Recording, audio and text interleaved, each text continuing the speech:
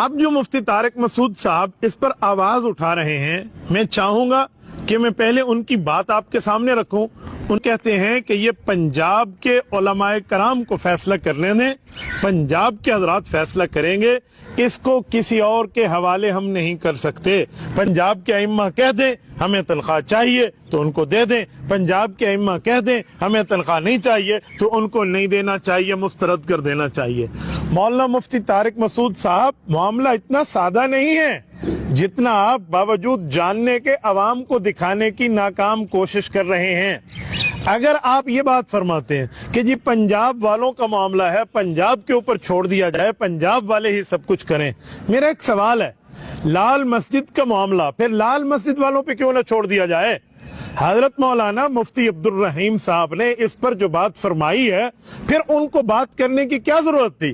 مسجد لال کا معاملہ ہے، لال مسجد کے احباب ہیں، وہ جانے اور ان کا کام جانے۔ جیسے آپ کہہ رہے ہیں پنجاب کے ائمہ ہیں جو دو چار جن کے آپ معاملے پہ بلبوتے پہ بات کر رہے ہیں، ان کے اوپر چھوڑ دیا جائے تو پھر بہت سادی سی سچویشن ہے، لال مسجد کا معاملہ بھی لال مسجد والوں پہ چھوڑ دیا جائے۔ مولانا عبد العزیز صاحب جو ہیں وہ بزرگ آدمی ہیں، وہ اپنا معاملہ دیکھ لیں گے۔ اگر آپ اس معاملے میں اپنے عالم دین اور اپنے استاذ مکرم کی بات کا دفاع کر رہے ہیں، میں آگے چل کے بتاؤں گا، بڑے بڑے حضرات کو آپ نے جو القاب استعمال کرا کے دیے ہیں، آپ اس طرح فرنٹ فٹ پہ کھیلنے آ گئے ہیں، کیوں؟ معاملہ ان کا تھا، ان کو کرنے دیتے۔ آپ کہتے ہیں نہیں ہمارے پاس دلائل ہیں، تو اب ہم ان چار ائمہ کی وجہ سے جو ڈمی مدرسہ لے کے بیٹھے ہیں، ہم لاکھوں علماء کے قائد مولانا فضل الرحمان کو چھوڑ دیں، وفاق المدارس العربیہ کو چھوڑ دیں؟ مولانا یہ تو انجینئر مرزا جیلمی والی دلیلیں ہو گئی۔ انجینئر مرزا جیلمی کی دلیل کہیں اور ہے، کہیں اور ہے، کہیں کی اینٹ کہیں کا روڑا، بھانمتی نے کنبہ جوڑا، جیسے انجینئر کنبہ جوڑ کے بیٹھا ہے اس طرح تو کنبہ جوڑ کے پھر آپ بھی بیٹھ گئے ہیں۔ رہ گیا پنجاب کے علماء کے اوپر چھوڑ دیں۔ مجھے ایک بات بتائیں، وفاق المدارس العربیہ پاکستان کے ناظم اعلیٰ حضرت مولانا قاری محمد حنیف جالندری صاحب کیا پنجاب کے نہیں ہیں؟ جامعہ امدادیہ فیصل آباد کے حضرت مولانا مفتی محمد طیب صاحب کیا پنجاب کے نہیں ہیں؟ شاہین ختم نبوت حضرت مولانا اللہ وسایا صاحب کیا پنجاب کے نہیں ہیں؟ حضرت مولانا پیر ذوالفقار احمد نقشبندی دامت برکاتہم کیا پنجاب کے نہیں ہیں؟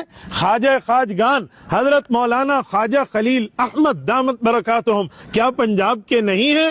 خواجہ خان محمد رحمت اللہ علیہ کے فرزند ارجمند حضرت مولانا لالا خواجہ عزیز احمد دامت برکاتہم العالیہ کیا پنجاب کے نہیں ہیں؟ اسی طرح حضرت مولانا صفی اللہ صاحب کیا پنجاب کے نہیں ہیں؟ مولانا شیخ الحدیث قاری محمد یاسین دامت برکاتہم کیا صوبہ پنجاب کے نہیں ہیں؟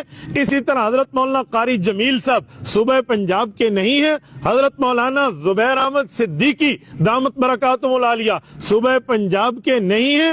حضرت مولانا مفتی محمد حسن دامت برکاتہم العالیہ صوبہ پنجاب کے نہیں ہیں؟ حضرت مولانا مفتی احمد انور دامت برکاتہم صوبہ پنجاب کے نہیں ہیں؟ ہمارے حافظ نصیر احمد احرار دامت برکاتہم العالیہ صوبہ پنجاب کے نہیں ہیں؟ یہ جو جامعہ خیر المدارس ملتان میں 10,000 سے زائد ارباب مدارس، جن میں محتممین بھی ہیں، جن میں ناظم اعلیٰ بھی ہیں مدرسوں کے، جن میں اساتذہ بھی ہیں، ناظم تعلیمات بھی ہیں، مدرسین بھی ہیں، معلمین بھی ہیں، ائمہ بھی ہیں، خطباء بھی ہیں، علماء بھی ہیں، صلحاء بھی ہیں، اتقیاء اصفیاء بھی ہیں، اور یہ سارے اولیاء مدرسین بیٹھے ہوئے ہیں، اتنے تمام علماء کرام، اور یہ صوبے کی بات تو صوبے والے وہاں موجود ہیں۔ آپ کو یہ صوبہ پنجاب کے علماء نظر نہیں آتے؟ آپ ان کو کوئی ویلیو نہیں دیتے، آپ اس میں فرما دیتے ہیں ہاں اگر کسی حلقے کی ذاتی رائے ہے۔ یہ اتنی جملہ علماء کرام کی رائے، یہ ذاتی رائے ہوتی ہے مولانا؟ ذاتی رائے آخر کس چیز کا نام ہے؟ کیا اس کے کوئی سینگ ہوتے ہیں؟ یہ اجتماعی رائے، اتفاقی رائے، قوم کی رائے، ارباب مدارس کی رائے، ارباب علم کی رائے، ارباب عقل و دانش کی رائے، یہ ذاتی رائے کہلاتی ہے مولانا؟